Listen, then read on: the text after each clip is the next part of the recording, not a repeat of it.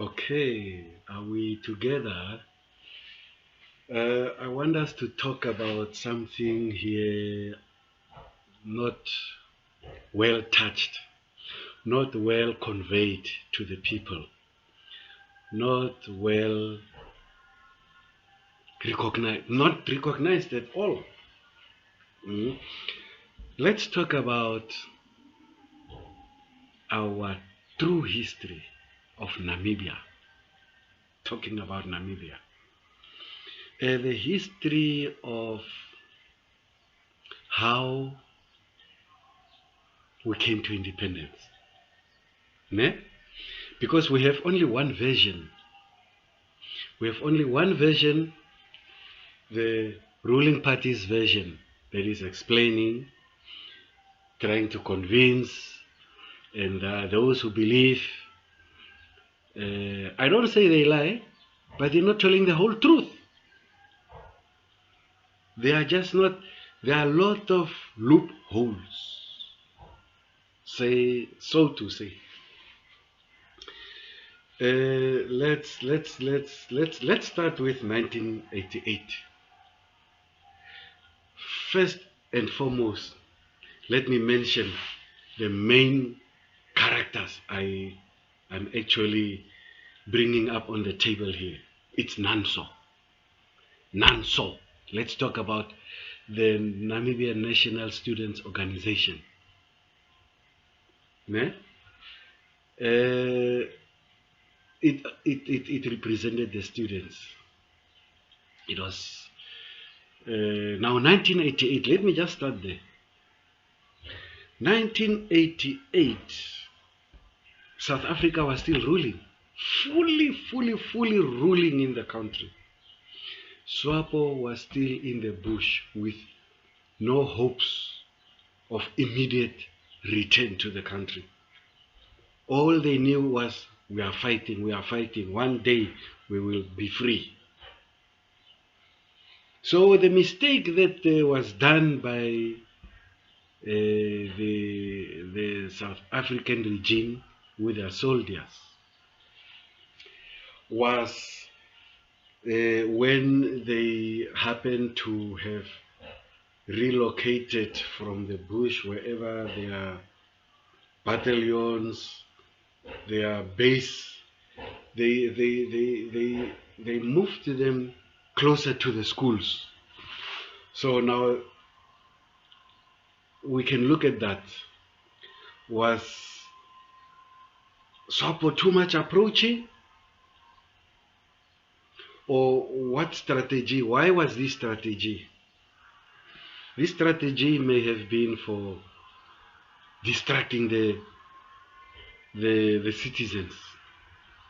Obviously, it is distracting the citizens because now we know SWAPO the members used to come in as they were fighting. People come to the villages, they ask for food, they ask for water.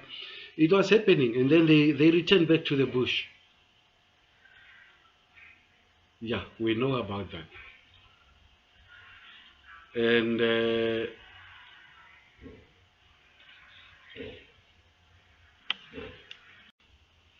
so people were still moving all around. SWAPO members come in to the villages. Okay, both those of SWAPO, our members, our people, including those of South African Army, our people who were in the army, both of them molested people there in the north, blaming each other. South Africa would say it's SWAPO. SWAPO would say, but the people who will tell the truth are the victims. The victims would say, South African Army did this, those people in their uniform, they were here. And they destroyed even the villages there. They destroyed. Okay, SWAPO members, maybe they came and they molested people, of course. It happened. Yeah, but it does not mean that now all the blame go to SWAPO. It does not mean that all the blame go to the South African Army. It's South African Army were having our own soldiers within.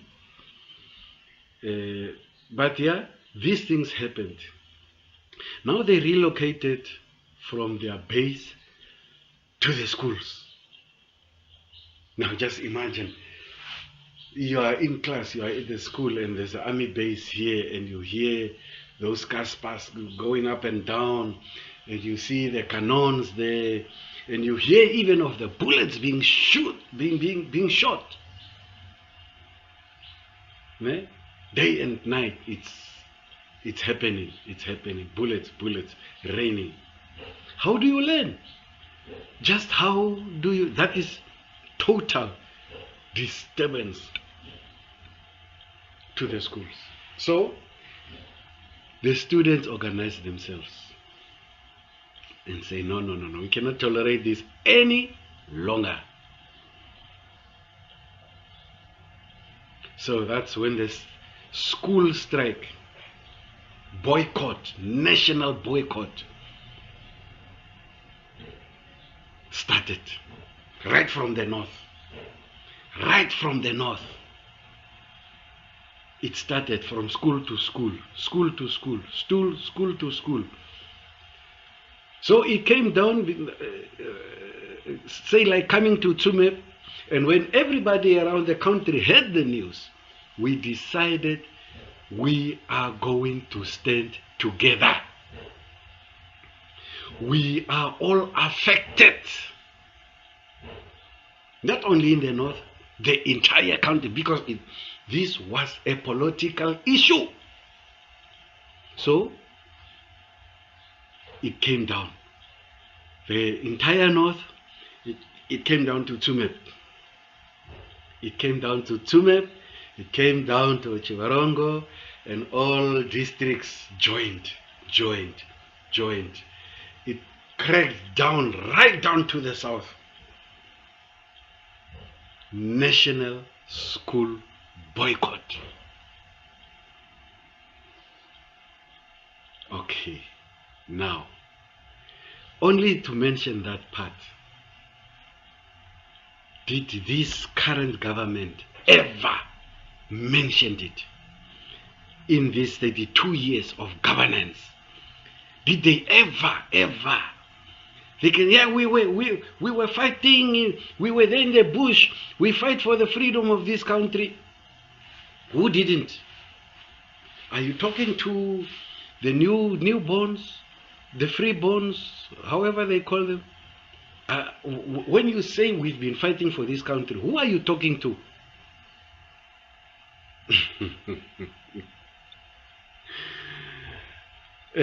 Okay, now, at that time, we had that interim government, as they call it, and we had that Minister of Education at the time was Andrew Majila. And so this school boycott, as it was coming down from the north, Ochiwarongo, you know, Walvis Bay, all districts were joining. It was heavy, and people came from the north. They were following as it cracked down south. So it reached Windhoek. When it reached Windhoek, remember, at the time, 1988, at the time I was schooling at Jacob Marengo Tutorial College, as it was named by then, as a tutorial college. And remember, we did not have uniform. We were not wearing uniform. All the other schools were wearing uniform, besides Jacob Marengo and Debra. Remember Debra, near Bragwater. Also no uniform. And I'm a former student from Debra. Ne? From Debra, I came to Ella Duplessis and Jacob Marengo. Now,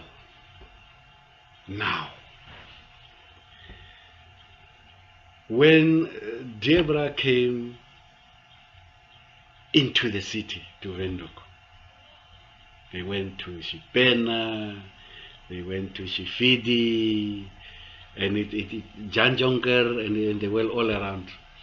Now they were noticed.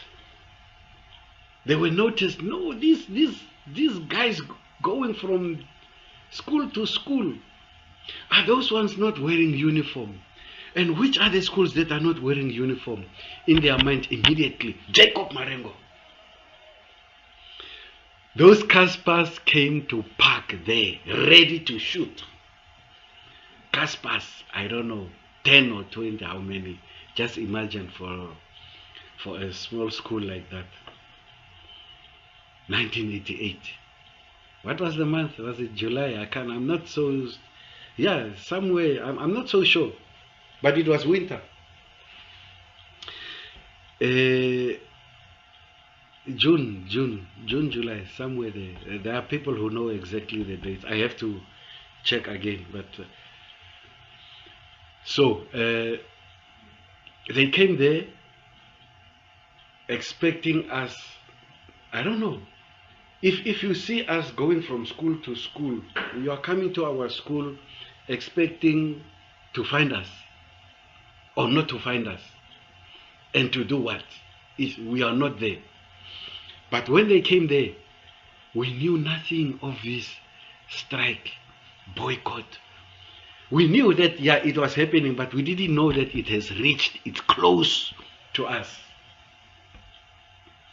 And we had our normal day, you know, teachers we continued with our lessons. We were disturbed by them outside. Coming to park there, you can hear the trucks, you can hear the sound of the Caspars. You hear, that was our disturbance. So we saw them. Now, what do they want? For us to go out and they start shooting, what do they actually want?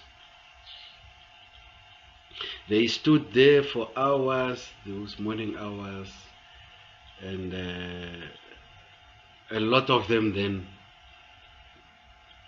I think they realized that as long as they are standing there, we will not come out. I don't know what they actually wanted us to do. What was their expectation? So they moved. Some of them maybe went to follow the boycotts, and they just spaced out a little bit, but they were still around. A few, maybe 2-3 Caspars watching. So at that time, what was the communication method? There were no cell phones, but I remember that we were informed that the boycotts are on, and those students are coming to us from Agostinum Ella. They were coming for us. I'm not sure if they reached us while we were in class, or we prepared ourselves and came out, and we started there demonstrating and asked them, what do you want? They started shooting us. They started shooting. They started with rubber bullets, tear gas, and I mean, we were few, and they started shooting with a gun. Now with a gun, with bullets, shoot to kill. I remember there was who was also my best friend, one of my best friends at school, a lady. Why do I forget the name now? I was having the name. I'll come back with the name. Okay, she was shot. They shot her. I think she got in a taxi to go home, and they shot at the taxi right from the back, and that bullet hit her. I think somewhere like on the back and just below the neck. Somewhere, I don't know. Was it in the I remember that when she went to hospital, the doctors say that they cannot. She was still okay. The bullet was there, but where the bullet was they could not operate and remove the bullet. It would cause more harm than just leaving it there so that it can slowly move until some, I don't know, they wanted to see where it's moving to, and if it changes direction, it could be later, it could be easier to just remove the bullet. But I remember she remained with that bullet for years. For years. Eventually she became a nurse herself. After all, she's from Musakos. Why do I forget the name? This name I was just hearing now. Yeah, just for some people to relate to what I'm talking about. A lot of people know. Now I'm telling the truth, because I was directly there inside. We were victims. We were victims. My people. We went through the struggle that is not being recognized. That you people in the country were not fighting. We were fighting in the bush there. So if you were fighting in the bush, what were these soldiers doing in the country here? Were they not harassing? Why did you go out? Because we were harassed, said we are going to fight from outside. So what was happening in the country? Why don't you recognize that? It's impossible that you can run away and say I'm fighting from outside, but you don't recognize what was happening inside. If the pot is hot, it will boil. Okay, this is what happened. They were under the impression that we in Windhoek started the boycott. They forgot about Debra and all that. But a lot of students were arrested on the same day. A lot of people were shot, and man, I think it took like how long? Was it a month or 2 months? Yeah? So when it cracked down south, so people were asking, well, now what do you want? Said we want the implementation of the United Nations Resolution 435 that says that let there be ceasefire, let the fighting groups, SWAPO and South Africa, come down on a table and start negotiating. Let's start the negotiations. And within these negotiations, there must be an agreement that we will have free and fair elections. That was now our demand within the country. While SWAPO was still fighting there outside. As they say, we are from the bush, we've been fighting. We suffered here as well. We went through what you ran away from. We were all SWAPO at that time. I'm saying you because we have different visions today of the struggle. You guys are taking it otherwise. You did not recognize. You don't recognize us. Now you are isolating us. So where do you expect us to be after 32 years? Actually more than 32 years, but after 32 years of governance, not recognizing the students within who striked school boycotts for the implementation of the United Nations Resolution 435, for the negotiations, ceasefire, for you to come and enjoy together with us the free and fair elections. So did it happen? It happened. It happened. They sat on the table and the negotiations was there. It was agreed upon to have free and fair elections. And the free and fair elections was held in 1989. So that was now ceasefire, there was ceasefire, and I think that's during the time when they talk about Kasinga, when South African army unexpectedly went to attack them. That was during that time. They cannot just say that. I mean, how do you tell the history, or you tell the whole thing and leave out main parts? You build a building, you put your foundation, but you forget the pillars that are holding the entire building. That's why we have the results. What is happening today? A lot of misunderstanding, confusion. Everyone is now pulling this side, push and pull on the other side. No, because the pillars are not there, and it's falling apart. It's falling apart. Okay, now I'm telling the whole thing now as is. I'm not criticizing, but I have to criticize. We are not recognized. That's my critics. We are not recognized. Until now, we are still not recognized. And they will not, let's wait and see. Are they going to recognize us after 50 years? Or when we take over, that's when we are going to mention and bring recognition. Okay, this is what happened. They sat around the table. I have to include myself because that is Namibia. That is Namibia. They sat around the table. Free and fair elections were held. A lot of opposition parties were established.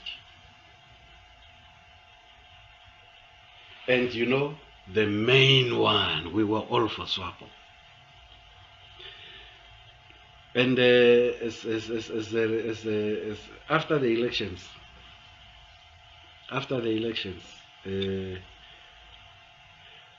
there were, okay, before the elections, SWAPO repatriated. They came back. They first sent the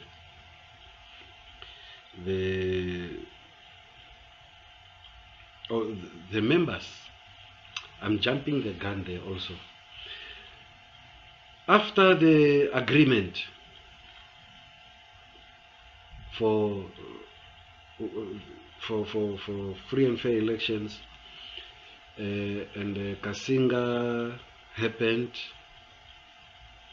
and okay, then some of the people were started to be repatriated. They came back, but the main guys of SWAPO were still there. Hage, I think Hage was the first one. He came with the first group to come, get prepared to prepare. He was already here. He prepared. Tate Sema was of the last guys to arrive. Hage was here to organize the welcoming of the president and the rest of the entire group. So when people were repatriated, they also had complaints how they were suffering in the hands of SWAPO there in Zambia and Angola, and they were in dungeons, you know. A lot of things were mentioned, and we missed also, where are the rest of the people? The people just went 1988, 1989. It was not even a year, it was less than a year. You bring just a handful, while you had plenty people who went. They never returned. Until now, it is not explained. They say we were in a war. That is the answer. Say, ask. Maybe they are there at Kasinga. Which we can accept, yes, but what about the accusations that are made here of the dungeons? Why don't you mention those parts? Yes, we know Mati Atisare was sent there, and he returned and said, no, all these allegations, he don't see anything. Yeah.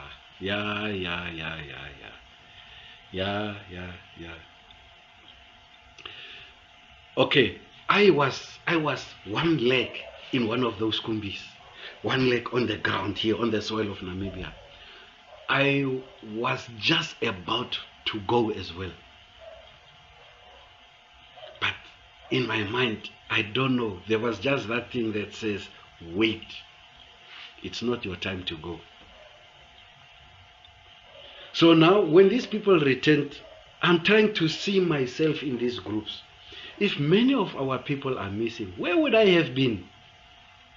Where would I have been? No, I said, thank God. Thank God. Indeed. The guardian angel said, it's not your time. Stay. Stay, stay, stay. Okay. I just needed to mention that part as well, that they were mentioned, there were dungeons mentioned, there were all these things. Cruel,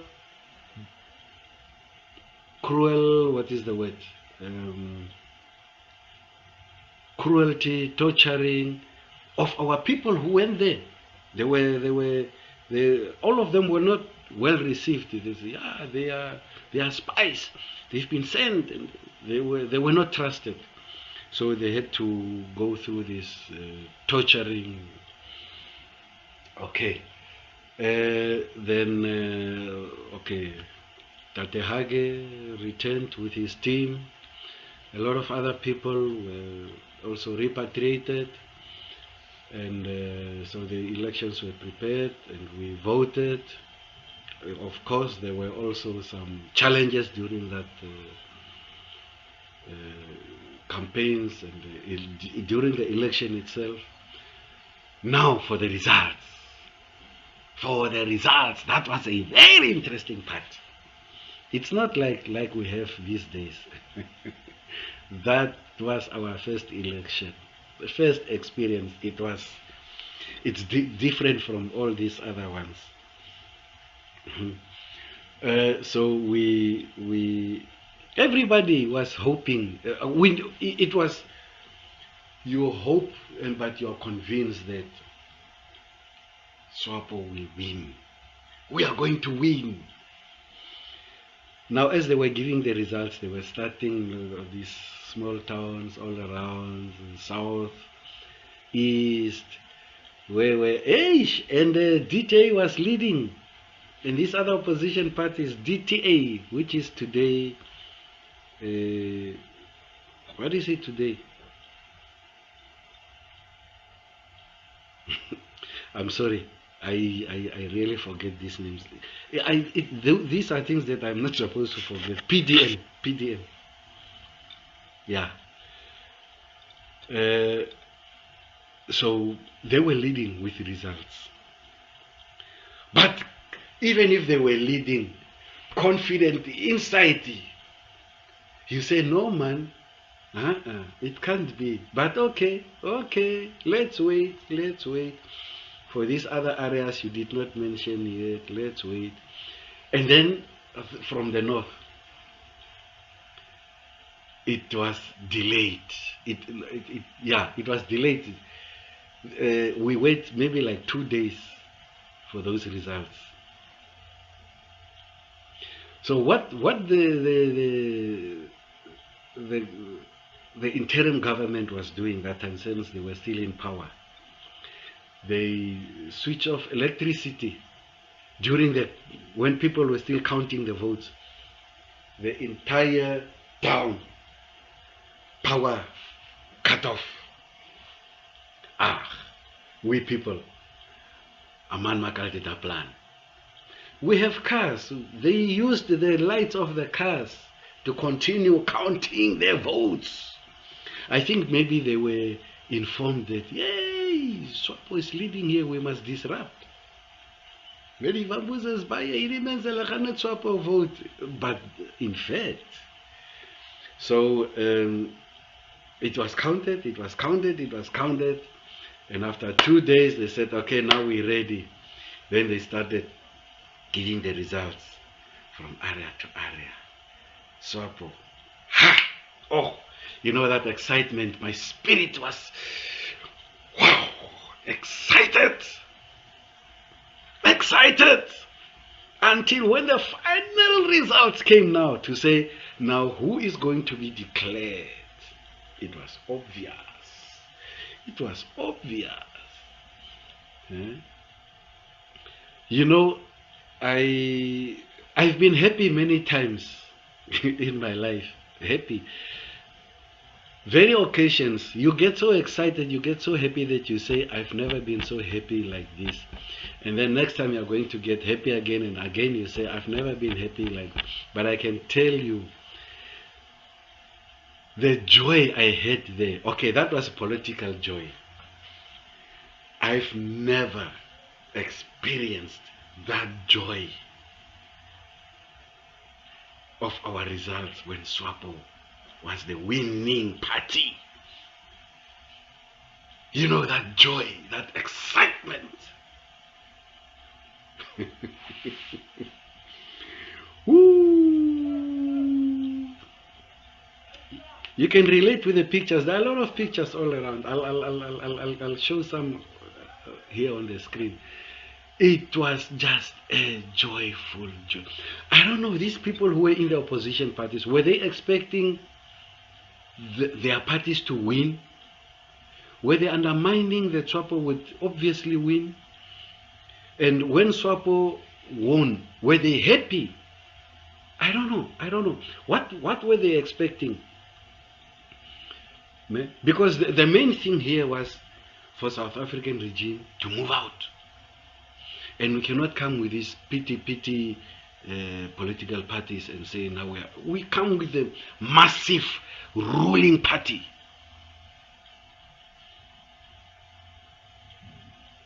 It was already ruling anyway.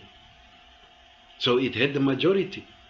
And it was just obvious to say, let us do it free and fair and indicate who is actually the People's Party for governance. Okay, everything went well. So the SWAPO won, which was obvious in our expectation. We were so happy. Then independence came. The date was set 21st March 1990. It was very nice. That is the month of my birth. That it's 14 days after my birth date. 21st March is 14 days after my birth date. So now you have my birth date. So we celebrated. I witnessed the inauguration of our first president, Sam Ngoma. He became Excellency. We started learning about his Excellency, honorable ministers. We didn't know these things.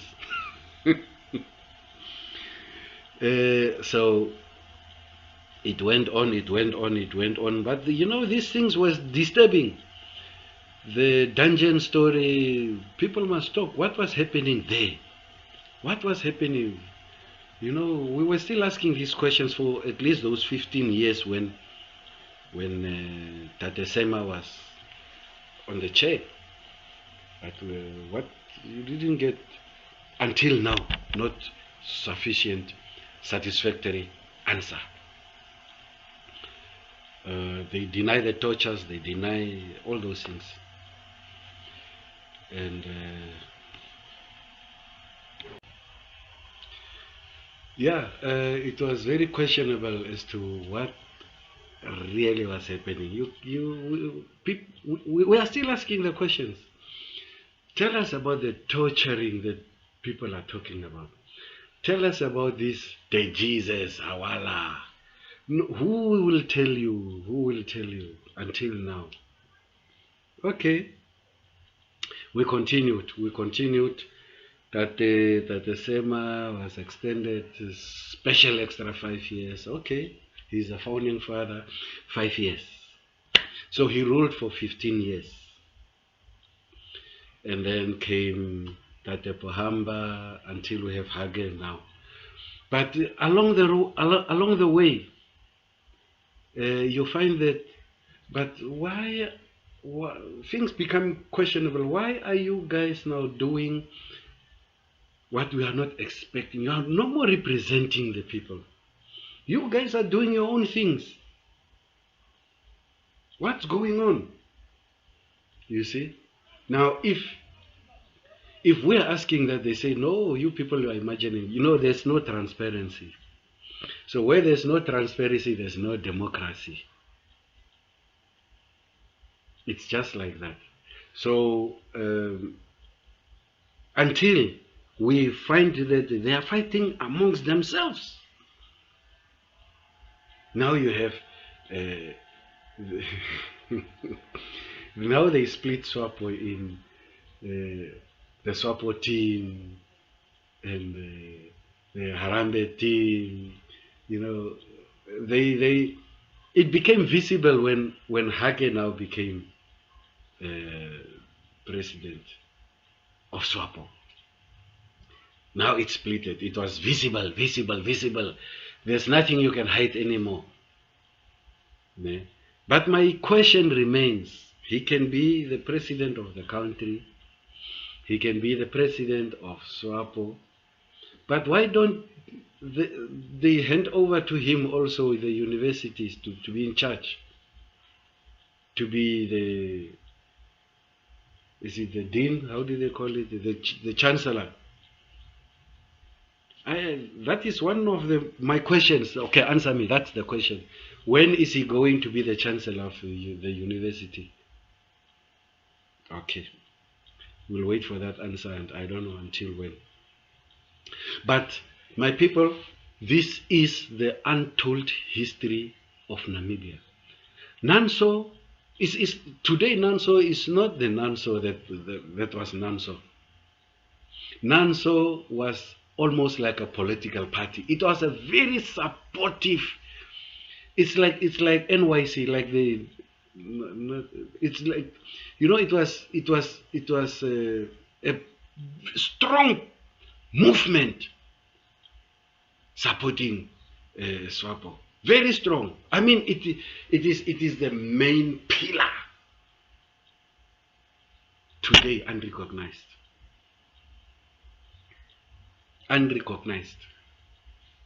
So this is just shortly I was just running on these things. You see, the school boycotts, SWAPO never talk about it.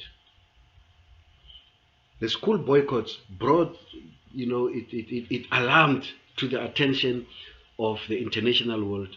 What's going on? No, we want the implementation of Resolution 435.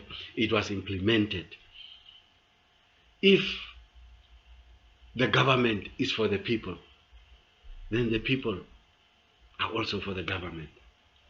But the people are not being recognized. You are only recognized when it is election time.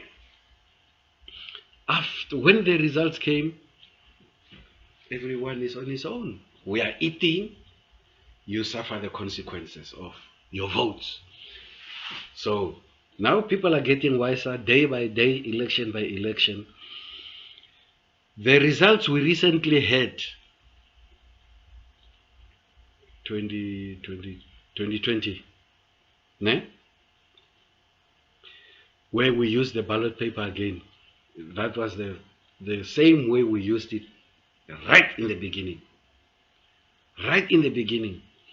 All this in between elections with the how do they call that? Computerized elections and results. It was manipulated. You know, people realize that SWAPO is not doing good. SWAPO has lost its value because they are not doing what they are supposed to be doing. SWAPO is no more the SWAPO we were fighting with, fighting for, to die for. It's not.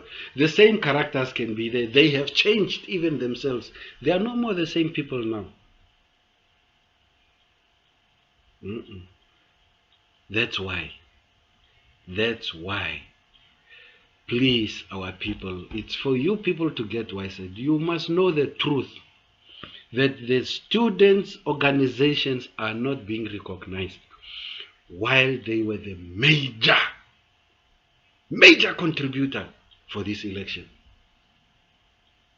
For SWAPO to be on the ruling chair, you are not recognized. This is the problem we have. We were also supposed to be veterans by this time. Veterans. Yeah, they were busy. This thing was there, it was on. That, okay, let us organize ourselves. I don't know who initiated it, because I know I used to push Shikhameni, my brother. We were all suffering together. You are in parliament. Why you never mention these things? No, I used to mention. It's just unfortunate now he passed on. If I could have made this video long before, he could be sitting along with me here, and we could discuss. There are many people who can relate to this video. A lot of people. This is the truth. If I lie, point it out, put it on the comments there. Make your own video and say, point out my lies. I don't know. Why? In whose favor is it that I'm lying now? Because I'm talking for the nation. This is for our Namibian nation and for the international world, those who have interest in knowing this truth. That we are not being recognized. Said, okay, we are working on, you guys just collect the names, those who passed on, we will give something to their family. What happened to it? What happened to it? What happened to it for us to be recognized as veterans? What happened to that activity that was planned? How far did it go? Tell us. Okay, this is now for our upcoming generations to know the truth, to understand. Now you can question the government, question who, question me. If I missed out something, I can answer on another video, and we take it from there. But at least this is important for you people to know. SWAPO also to come up forth and be honest. Be honest. Not only say, yeah, we've been fighting until resolution 435. It's not only you. You who are outside. It's not only them. Inside here, it was fire and flame. There are people who have marks, permanent marks on their bodies. Yeah. People died here in the country. This is not a joke. We say their blood waters our freedom. But this freedom is not what we fought for. Freedom to be corrupt, left and right. We are untouchables. We cannot be taken to court. We cannot be investigated. What kind of freedom is this now? What kind of freedom is this? I'm doing this for the nation, for the people to know the truth, the untold truth of Namibia.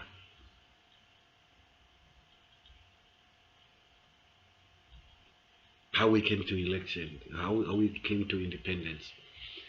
Okay, I think I must just leave it there. You can put your comments down, ask a lot of questions, and yeah, we can take the debate further on. And if you bring this debate somewhere on higher levels, bring me along, I will be there. And we guys, we know each other, we recognize each other. We know we've been locked up together, we've been chased, we've been beaten, we've been hospital. We know each other, we know. Comrades. Thank you very much. For the newcomers, subscribe if you enjoy. like, and give your comments, of course. This is the channel, your channel. Let's be together. Thank you.